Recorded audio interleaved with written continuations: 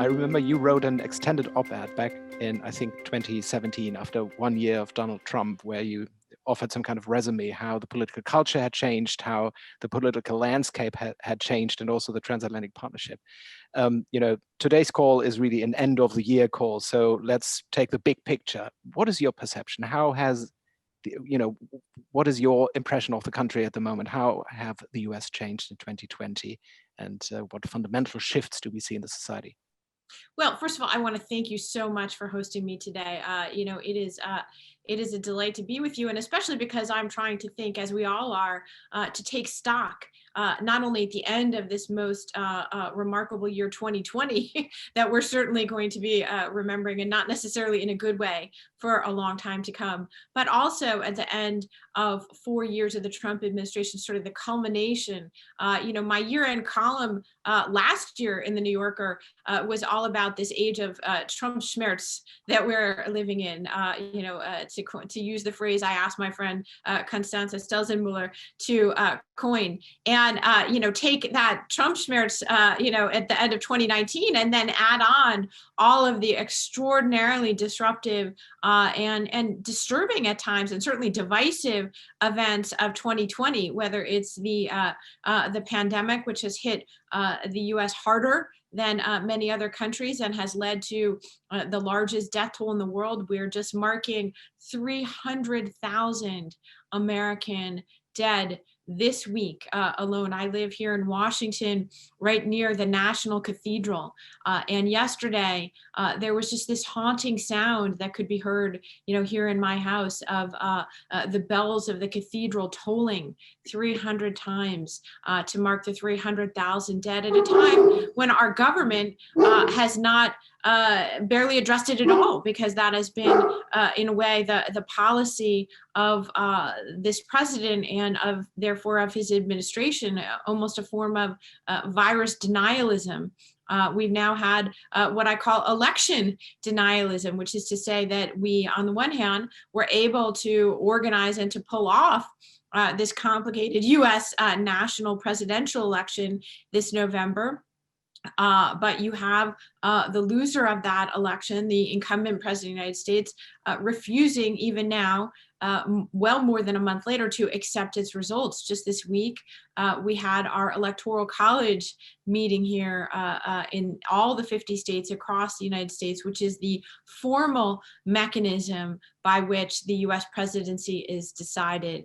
And I recognize that that is a sort of arcane system that mostly is pleasantly ignored here in the US as well as internationally. There's no real reason it should be breaking news and covered live on CNN to have the electoral college electors meeting in state capitals all across the country. This is meant to be purely, in effect, a ministerial function, a ratification of the results that have already taken place in November. But of course, that's not what we're dealing with in 2020. So, I'm just, beginning to take stock of something that I do think we'll probably all be thinking about and writing about and reading books about for many decades to come. But I would suggest just a few things for your listeners today. Number one, it turns out that U.S. Traditions of democracy are much more traditions than they are enshrined and codified into hard and fast law. They are essentially a series of norms that depend upon the consensus of those who participate in them. And when you've had a leader of the US for 4 years who's been willing to break or disregard those norms, or is simply unaware of them, or in fact chooses to go after them precisely because they are norms and traditions, they are much more breakable than I think any of us realized. And that, of course, I think is going to be the abiding takeaway of the Trump era long after it's gone. Number two, this political polarization that you spoke of in your question, it is not a result of Donald Trump. It long predates him, but it has been severely exacerbated by him. I was just doing an event recently with our former Secretary of State, Madeleine Albright, and the topic was supposed to be, what are the domestic roots of America's discord and how will it affect a future American foreign policy. And I said to her, well, can America even have a national consensus foreign policy? Can a divided country speak with one voice internationally? And she said, I thought a pretty good line. She said, well, you can speak to a divided country without being even more divisive. And I do think that is another big takeaway, is that this individual rhetoric and also a strategy of encouraging those divisions has in fact produced further divisions. And then, the third thing I would say is that, this is a moment of, by definition, of introspection and of, trying to understand some things that are clearly broken in American society. And that requires a level of inward lookingness and in thinking about the foundations of our democracy at a time when we have been really focused on international leadership in the world. I think it's very notable to people overseas to realize that our former U.S. National Security Advisor, Susan Rice, is now going to be the chief domestic policy advisor to President Biden. I think that tells you an awful lot about where U.S. focus is going to be. Certainly, you'll hear a lot of good rhetoric from the new administration compared with the sort of bluster of the last administration when it comes to Europe, when it comes to our alliances. You'll be hearing all the right soothing words. But the truth of the matter is that this is an administration that's going to be focused on a U.S. domestic crisis. And I think that's the message that might not be entirely welcome, but I think it's one that internationally has to be received. I'll leave it there, but thank you so much for having me this morning. Thank you so much, Susan.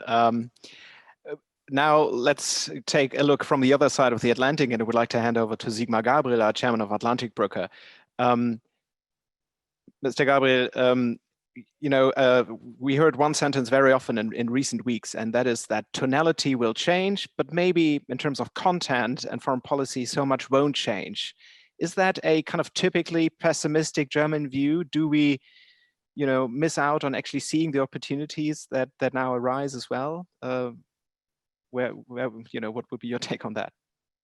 First of all, let me say thank you very much to Mr. Consulman for your kind words, but to be honest, it was not so difficult to be the chair of the Atlantik-Brücke because of people like you.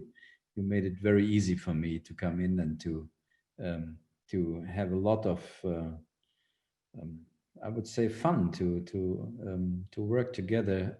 Although we had a very difficult year when it comes to the political situation between the United States and Europe, and of course, because the pandemic made it more or less impossible to meet each other in person.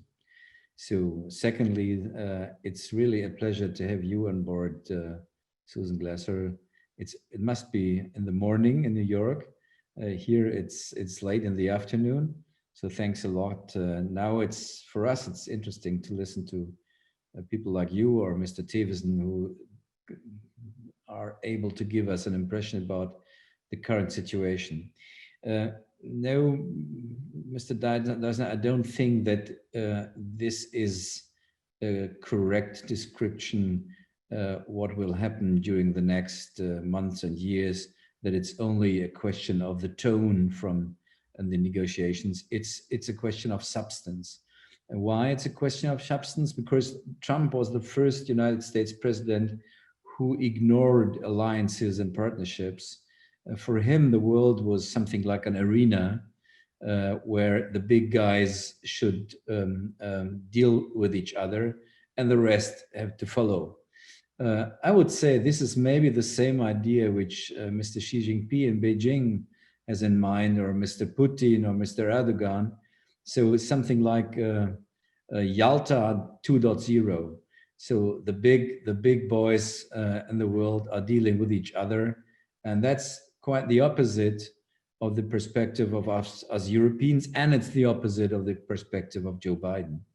Not because he is maybe too sentimental to the Europeans, because his perspective to what is a national interest of the United States, it is much broader than the perspective of Donald Trump. All the United States presidents before Trump, after the Second World War, knew that the ability of the United States to form alliances, the capability to form partnerships, was the real multiplier of force for the United States, and the biggest geopolitical difference to other superpowers like China or the Soviet Union or today Russia. I mean, you will not find any ally of China or any ally of Russia. You will find some dependents, but no partners and allies. And and now Biden is coming back, and because he knows, and this is his interpretation of what the national interest of the United States is, he knows that in the 21st century, even the United States will not be able to play bowling alone. They will need allies. Maybe we will have the same conflicts on trade or on Nord Stream or I don't know what. And we had conflicts with the United States in the past.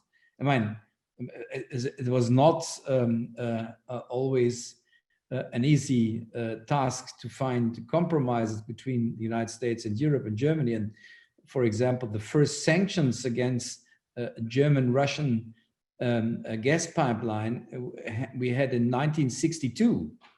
And the second one was in 1980.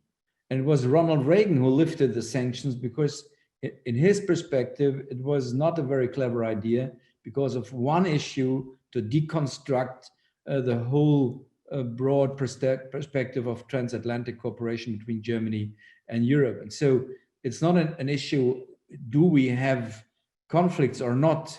It's a question, do we have a broader interest in the common understanding what's happening in the world? And do we want to reconstruct alliances, not to go back in the past, but to have the capability to balance the world in a new world? That's my personal perspective to this government. It's really a chance, especially for us Europeans. On the other hand side, Joe Biden's ability to form these alliances and to act as the United States president will have a limited room for maneuvers because this country is so deep divided. And these days, I remember the visit when I was Minister President of Lower Saxony. I had a meeting with a university club in New York. I think it was in the Fifth Avenue or so. It's a very impressive building. And I made a speech about, by the way, about Volkswagen, because it is located in Lower Saxony. And next to me, there was one of the editors of the International Herald Tribune.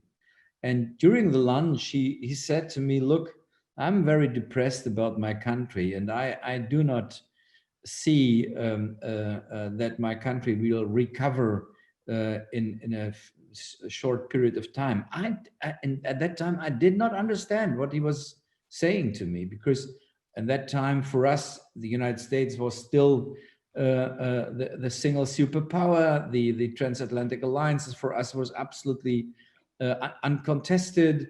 And I did not recognize why these intelligent person next to me, one of the editors of a well-known newspaper here in Europe, was so depressed when he talked about the divided country of the United States. It was in the year 2000, 20 years ago.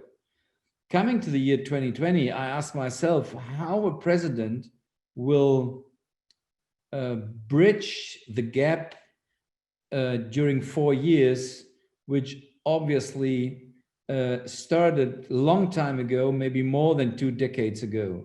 So this, first of all, it will absorb a lot of energy and capacity of this government for interior policy. And the second is the United States, if the United States will stay as the most politically divided country among the world's industrial democracies, then it's also a problem for the rest of the world.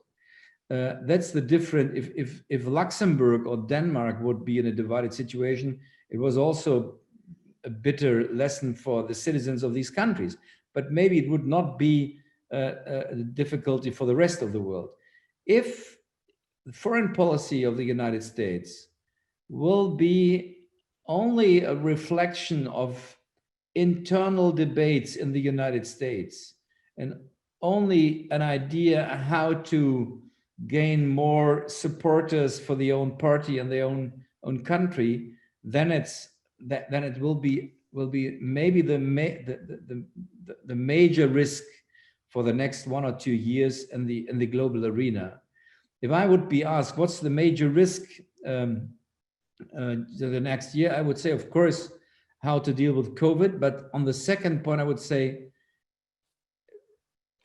I'm not sure if the United States will be able to come back to one of the leaders of the democracies and developed democracies of the world, and to use their capability to balance the powers and to come to a new global order. I'm very skeptical about these capabilities of the government of Joe Biden, because, I mean, Trump got 74 million voters, 11 million more than 2016. So after being 4 years president, he get more support, and not like the Europeans thought, less. Of course, Biden as well got the more voters than a president ever before. But I think we have to debate with our American friends what we can learn and what we should know about this part of the American society. My feeling is we had an easy job for 4 years as Europeans. We had always somebody who was responsible for every bad thing in the world. And we developed ourselves to a kind of hobby psychologists in asking what kind of character this person has. But the real question is, what is the mood? What is the argument? What is the reason why he has 74 or 73 million followers? And are there some of them also in the European Union and in Germany? And what could we learn from each other to bridge the gap? Maybe Biden will be a president of transition, because it's a kind of transition where our developed democracies are. We have to support people who are not capable to be close to the digital world. We have to show people that the American or the German dream, that it's in your hands and that the state will have a framework that you can develop your life and can get a better life than your parents had. That these ideas would come back in the core of our society, and that people trust the governments, that they are really interested in the daily life of those parts of our society which are sometimes not in the center of public media or public debates, but which are necessary to hold our societies together. And that's something where I think we Europeans and we Germans should have a very intensive debate with our American friends, because this will be the biggest challenge for Joe Biden internally. But it's not an American question. It's the same in Europe and in Germany. So that's my view on the current situation. Thank you, Sigmar Gabriel. Jürgen Consulman, you would like to join in. May I take over this question, continue this question on Susan also, which I say charming hello to you and nice to be with you, and to Elmar, because we are in Europe, we are in Germany, and we have this development on the other side of the ocean, but we have all the danger, the development of a Russia which now changes from Cold War to cyber war in a really aggressive way. And we have a China, which is, well, for us, a real problem, because we have to decide which part of this world we will hear and take chances and talk to the politicians, and what kind of politics we have to be very careful, because 40, 50, 60% of our goods are going to China. And so I think for us, it's very important, how can we handle, how can we manage this situation, which with an ally, where we thought it's a kind of not only protective, but a kind of diplomatic way this America is handling the Western and the Western cultures and the politics right over the world. So it creates... Sorry, Elmar Theveßen, just one little housekeeping remark. So I think we are already right in the middle of our discussion. I would like to invite our 3 members from the Frankfurt group who would like to take part really in the discussion to also join us now, switch on their cameras and their audio, and they are invited to take part. And of course, also all the other participants over the chat function. So Elmar Theveßen, Germany in tension between China and the US and how to position itself.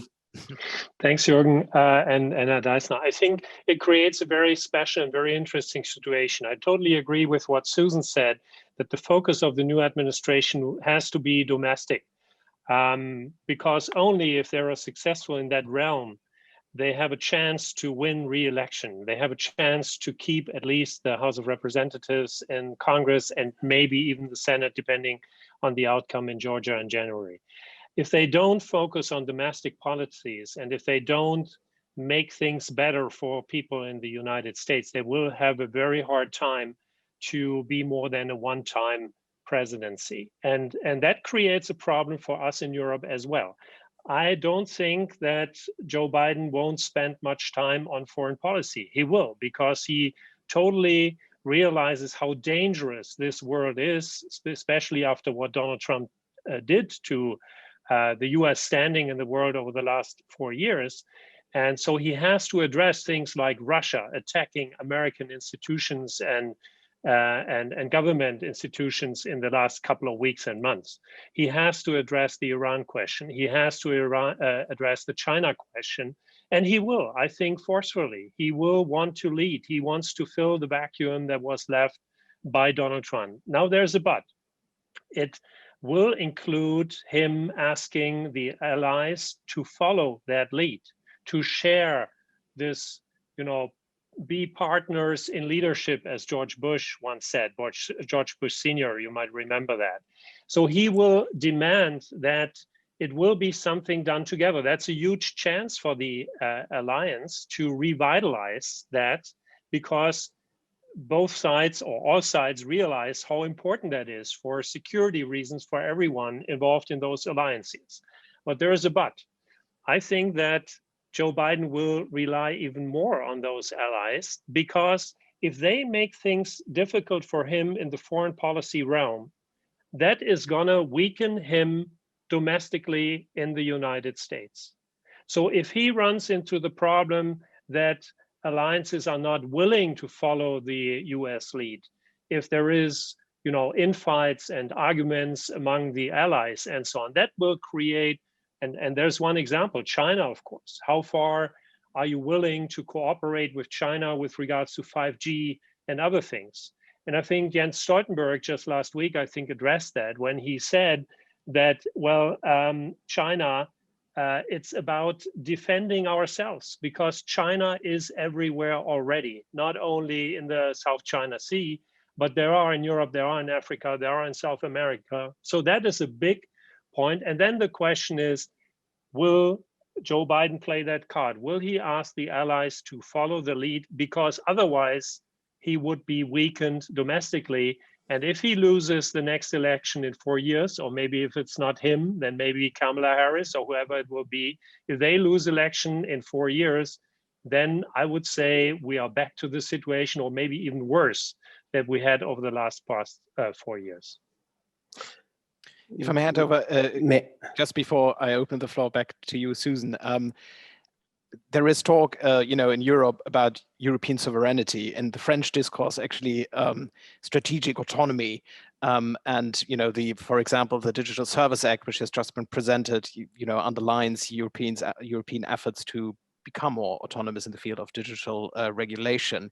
I wonder whether this is a development which, in this very phase, might send the wrong signal to our American partners, that we also, from a European side, the big challenges that we are facing, won't be addressed in the terms of transatlantic partnership, but from a more kind of autonomy-oriented European perspective. Do you see a risk here?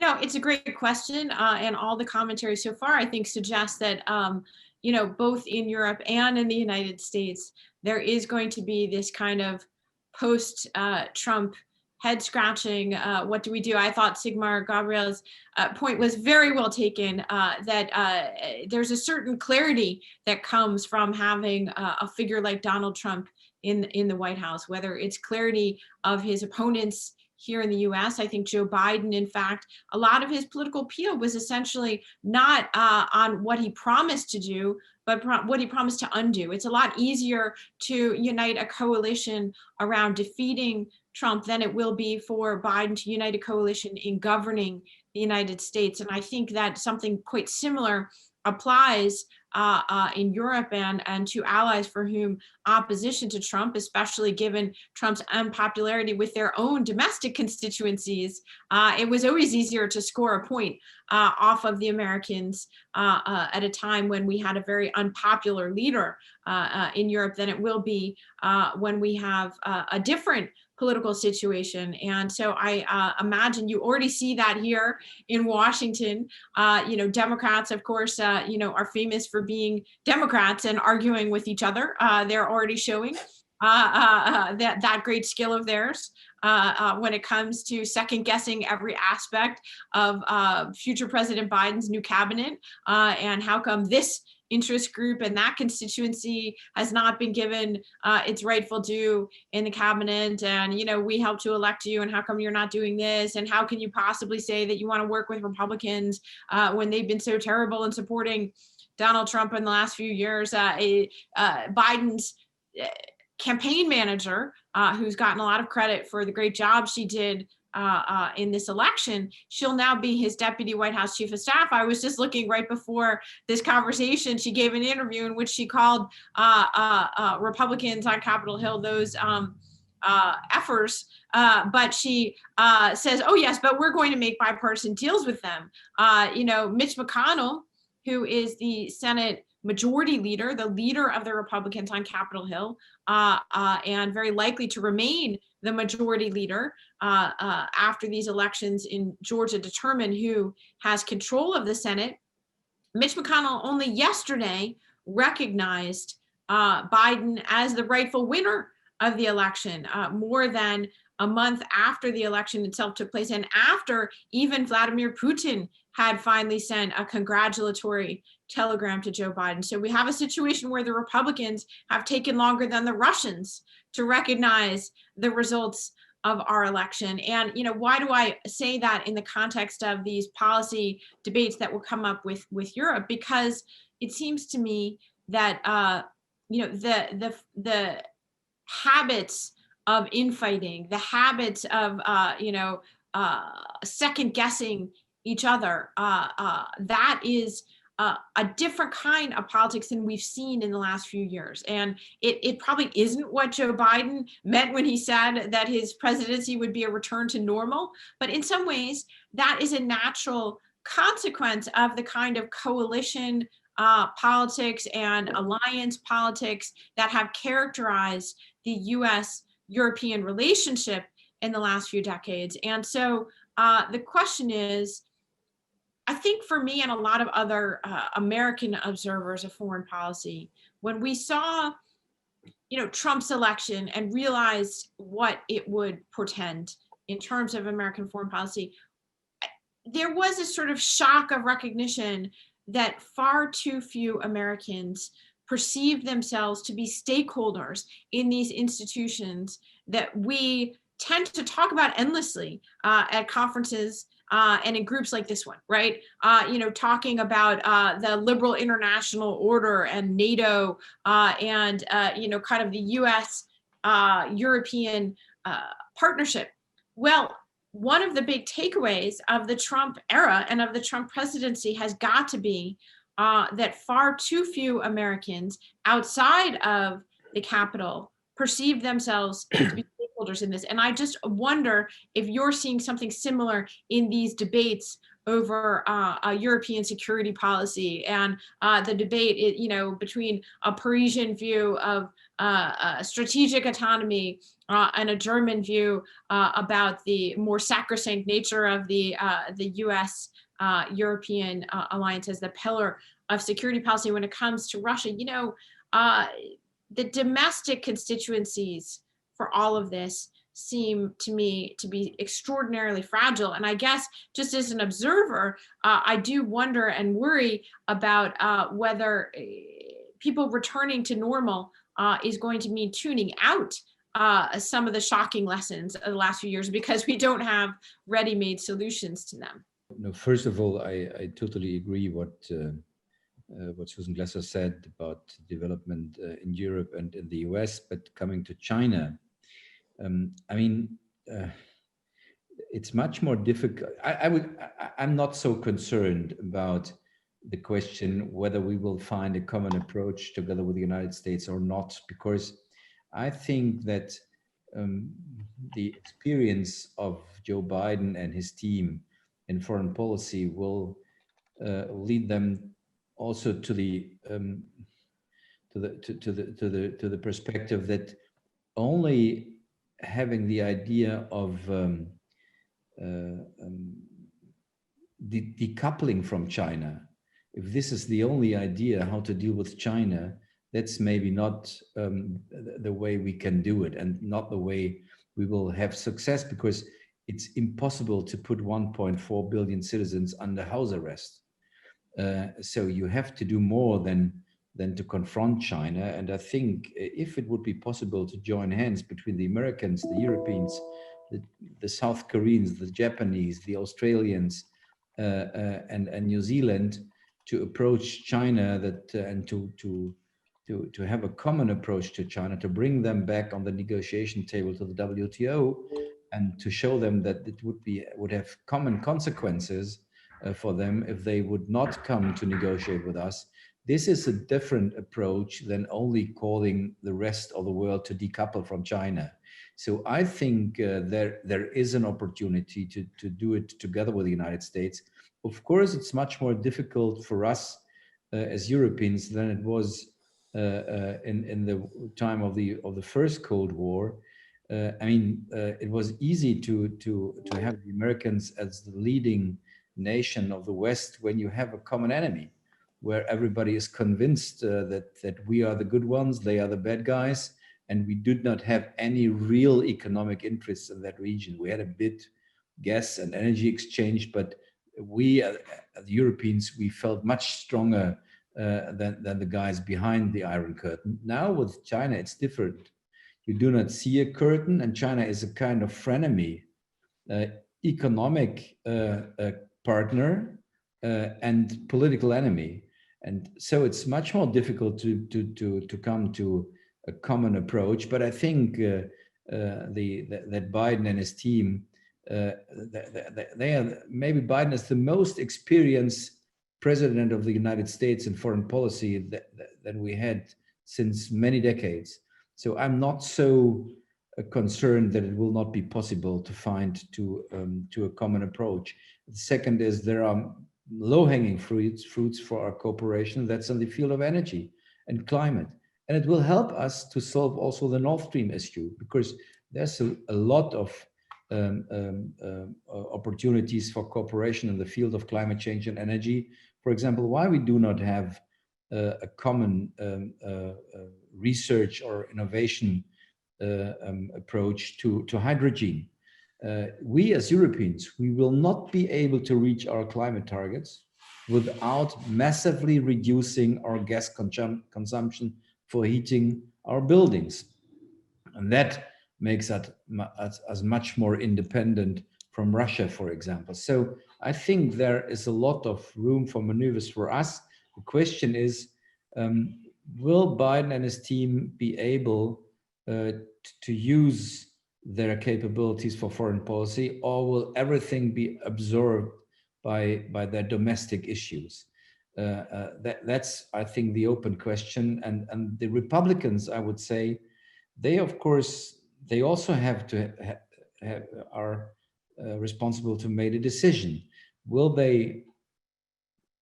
they think that these radical voters coalition is the best platform for the Republicans to come back into power, to get majorities in the Congress and the Senate, and in 4 years for the president?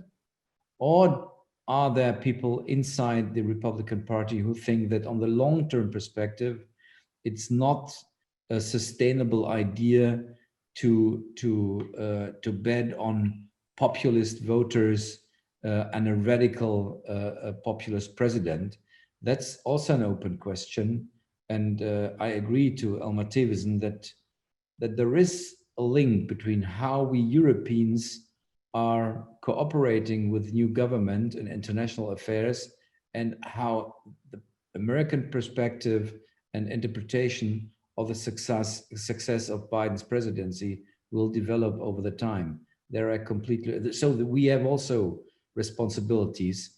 It's not only the responsibility of the Americans, it's also for us.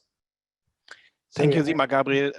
I saw two questions by Andreas Hübner and Michael Klaus. This little girl is asking me to accompany her to the toilet, so I have to leave you for a second. That's the consequence of home office. So I will come back in a second. All right. Andreas Hübner. Sorry, you're still on mute. Could you unmute yourself, Mr. Hübner? Sorry. Yeah. I would like to ask a question to Susan and to Elmar Theveßen, because what we have just discussed was in several aspects, Sigmar Gabriel mentioned it, the reasons why we are in a much more divisive world. The reality is even that we Europeans love to finger point to the United States, that Europe is, with its 27 countries left, is as divisive as the United States, is just that United States is one country, one leader. But the truth is that one of the aspects of why we have the situation, what we are facing now, is that we are not thinking of a vision, of an explanation to people how their future is going to look like. Because what divisiveness shows us is that people feel much more protected by a strong leader, by closed borders, by focusing on internal affairs and basically protecting their well-being. They are shocked by development like 2015, when immigrants and refugees are coming into this country in Germany. And if you see the people on the streets of Washington, where people are completely ignoring the rest of the world and just looking at the United States as being a locked up country. So isn't one of our challenges in the United States and in Europe to get to a much better situation on both sides of the Atlantic, a redefinition of what it's worthwhile to fight for and live for, in terms of, rather than looking back into the peace dividend and the Second World War and the two concepts of NATO and Warsaw Pact, that all the times of comfort are over. We have new enemies, we have new challenges, climate, digitalization, whatever, and that people, individual people of those countries feel lost in this world because they don't know what the new vision of their future life is going to look like? I would like to hand over back to our two speakers, Elmar Theveßen.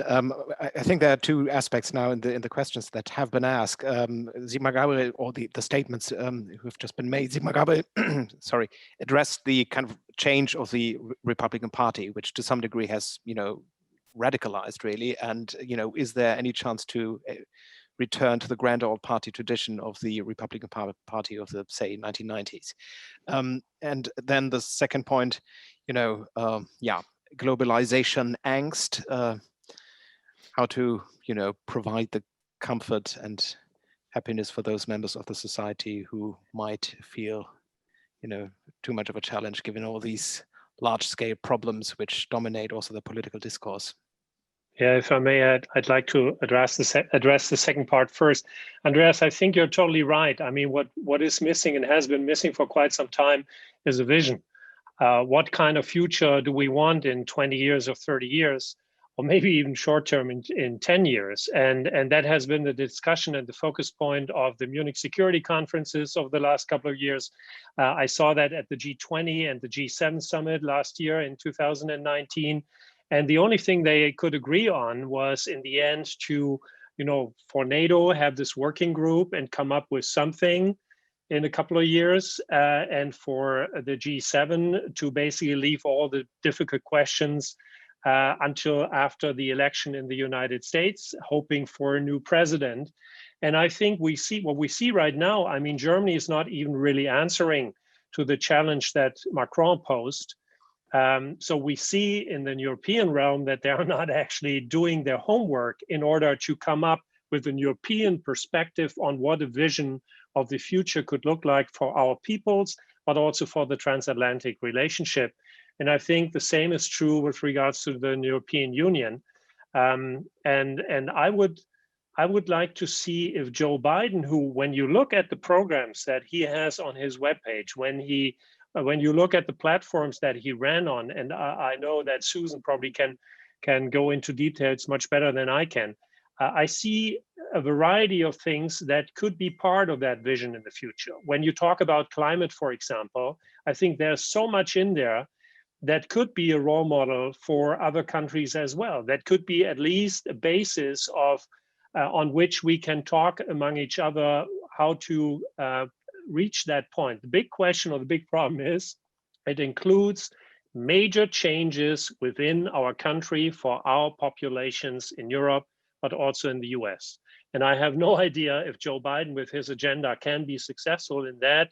The Princeton University just put out a huge study, more than 300 pages, where they tried to show what it would look like, this changed America, where you have renewable energies everywhere, and you basically, it's a revolution that is coming. And that's the big question, if Joe Biden is the right person to lead, and if that actually can be also be a basis for what the Europeans can discuss among each other, and maybe then form a vision together, define the strategies to fulfill that vision, and come up with the tactics.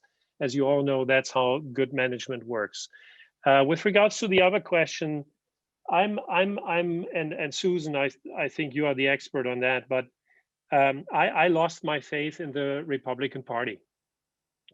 This was the party of Ronald Reagan, and of course it's easy to become nostalgic in looking at his farewell speech and this shining city on the hill and everything else, and many mistakes that the Reagan administration made as well should not be forgotten. But I think what the Republican Party stood for once is not there anymore, at least not in the leadership, and at least not in 126 congressmen and women who supported this outrageous case of the state of Texas, and 17 others going to the Supreme Court.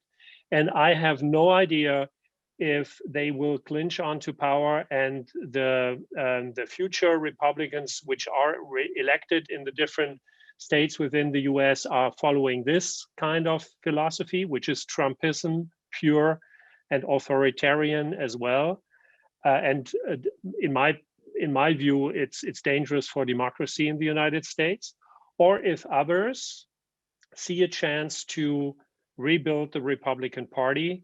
You might have read what Evan McMullin just put out in a news piece and so on, coming back to the old values of the Republican Party.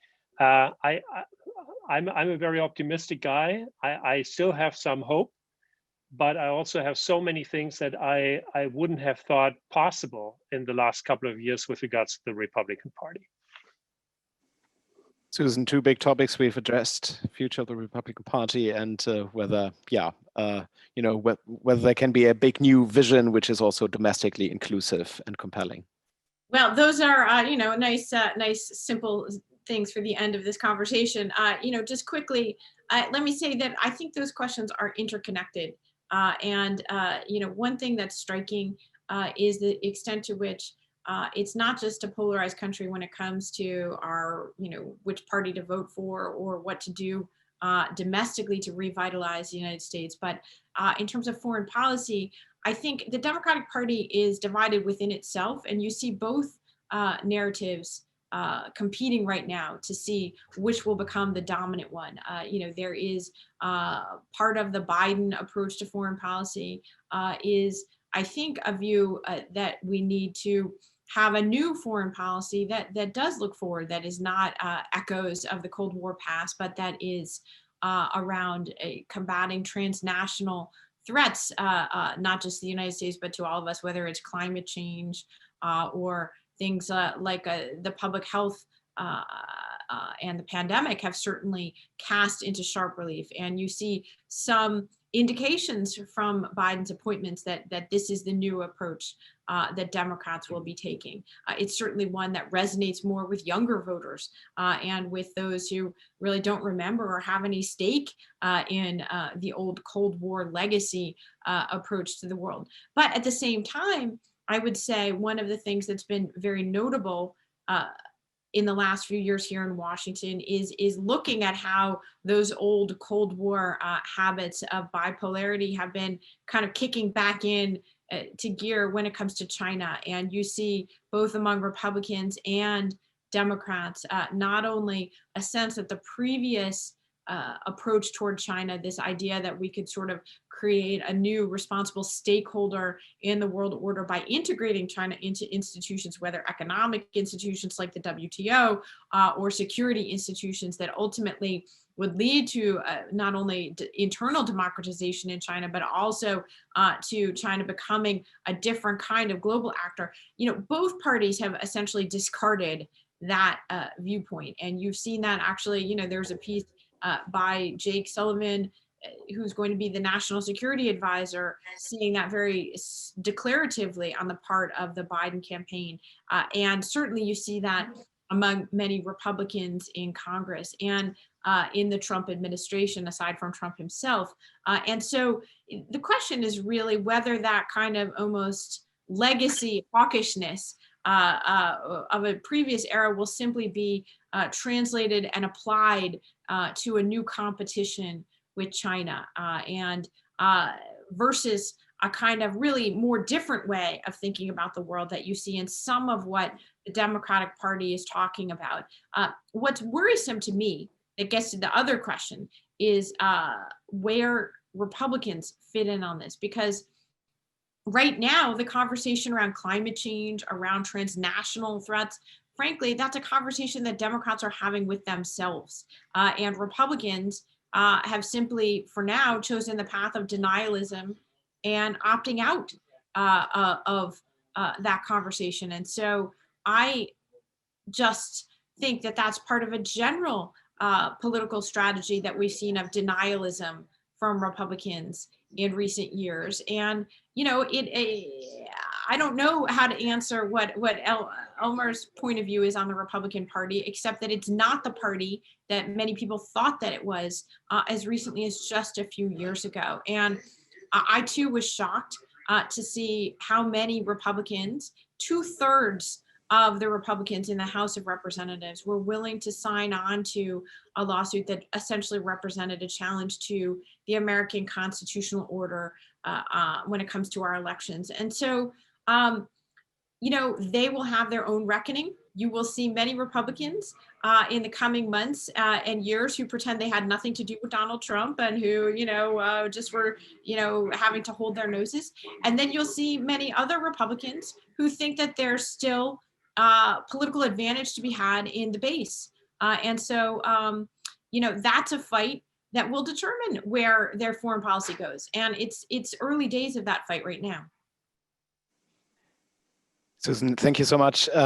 We wanted to end sharp at 5 o'clock here, German time. I saw, Michael, you had a question. Maybe, I wanted to give you a choice to ask your question, and then that would be the final round. Well, thank you. Then I will keep it very short, and maybe it's come back to Elmar's and so certainly Susan Glasser's earlier statements that Biden and Harris can only win a re-election if they are successful on the domestic front.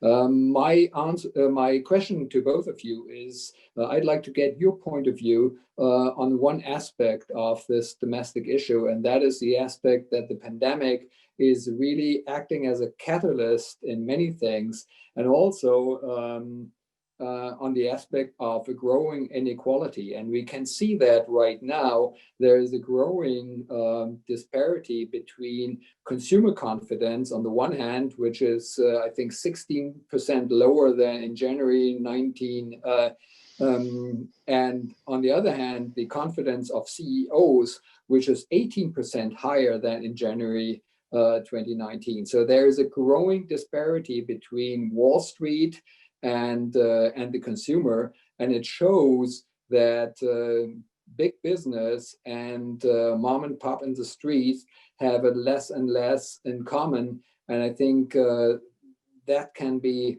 a very big factor in determining whether or not the current administration will be successful economically and domestically.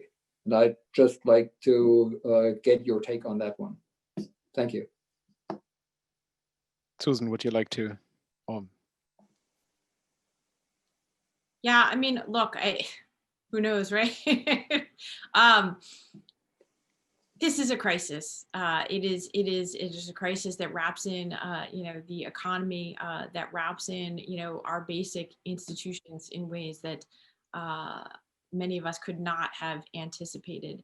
I think it tells you so much, not just that the new administration's focus is going to be the economy, but I would go back to the beginning of the Obama administration. Remember that it was also taking place in the context of this global economic crisis, and one triggered in the United States, but that had enormous spillover effects. And that was the context in which Joe Biden left his long career on Capitol Hill and in the Senate, and where he had been chairman of the Foreign Relations Committee. He came into office as the vice president. And what did he do? He actually was responsible. People may not remember this, but he was responsible for overseeing the Obama administration's economic response to 2008 and the massive stimulus bill that was enacted on Capitol Hill in the first actually few days of the Obama administration. That became Biden's very first major assignment of that era. It wasn't really foreign policy. In fact, he lost out to some of Obama's other advisors on the question of how many troops should remain in Afghanistan or what kind of US presence overseas. So it really was a domestic focus. And I say that because, again, I think that will be his frame of reference. And I think that will be ultimately how this new administration is judged, is on the basis of how they do there. Right as we're speaking today, they're still negotiating over between Republicans and Democrats over aid to give to Americans as a result of the pandemic and the attendant economic disruption. The two branches of government have done nothing, not anything for Americans since they last passed a bill in April of this year. And that's just unthinkable at any other moment in our democracy. You finally had the Senate Majority Leader just yesterday say that he was firmly committed to doing this and that he wasn't going to be leaving for Christmas without doing it. That is unbelievable that it took until mid-December for this to occur. And we'll see if it even passes. But I just mentioned that because that just tells you both how screwed up we are and how everything rides on this, I think, for the new administration. Thank you so much. Thank you, Susan. Elmar. Yeah, I think the new president has to leave the corona crisis behind the country as soon as possible. And he is lucky enough to possibly preside over the vaccination process in this country and maybe getting rid of the threat that this virus poses. And also trying to mend a little bit of the wounds, but it is also an ideological lightning rod, the coronavirus question and wearing masks and all that kind of thing. So he really can hope for getting it behind himself as soon as possible. But then this experience that many Americans went through or have relatives or friends who went through that is also an opportunity for Biden to really start trying to do something of those things that need to be fixed. One is the health system, of course, and there is a big platform in the Biden administration. And there are things that I think if they have progress there, they can make some points among even the Trump supporters throughout the country. Number two is education. I mean, we saw what happens to education in the United States when we have something like shutdowns everywhere, and how this system is desperately need to be fixed or get supported better by government. So this is a second field, and the third field, in my view, is infrastructure. And that's so important that now Pete Buttigieg, the mayor of Indiana, of a town in Indiana, is probably the new transport secretary and overseeing the huge, hopefully huge infrastructure program that Trump always promised and never delivered, because that can create jobs. It can make things better for people in the different parts of the country. And when you are out in the country and speak to people, they always talk about the streets, the bridges, the infrastructure. So that is something where you can make inroads in order to, create a better mood in the country, that progress is possible. And I think in the end, and I want to close by this, it's important what Joe Biden said during his victory speech on that Saturday a couple of weeks ago, days after the election, of course, where he said, if we can choose not to cooperate, we also can choose to cooperate. It's a question of choice. It's not something magical that appears or disappears. It is really a matter of choice. And he will use that as not only a lever for getting the Republicans in the boat in some areas, and I think some of the governors out in the country are pretty reasonable still, but also get his party in the boat, because the left part of the party has to understand that with that outcome of the election, 74 to 81 million or whatever, you have to make compromises. And I think that's something that Joe Biden will try to do. Elmar Theveßen, thank you so much. And with that, I think we should come to an end today. We've already exceeded for a couple of minutes, but I think that is a very good sign, because that was a very dynamic discussion. Thank you all so much, particularly Susan Glasser and Elmar Theveßen.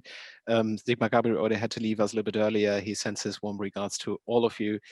Yeah, we are very, thankful, grateful that two really outstanding analysts and commentators of US politics have joined us. Susan, again, thank you so much, and Elmar Theveßen. And again, thank you so much, Jürgen, for being our host, and virtually today for the Frankfurt group of Atlantik-Brücke.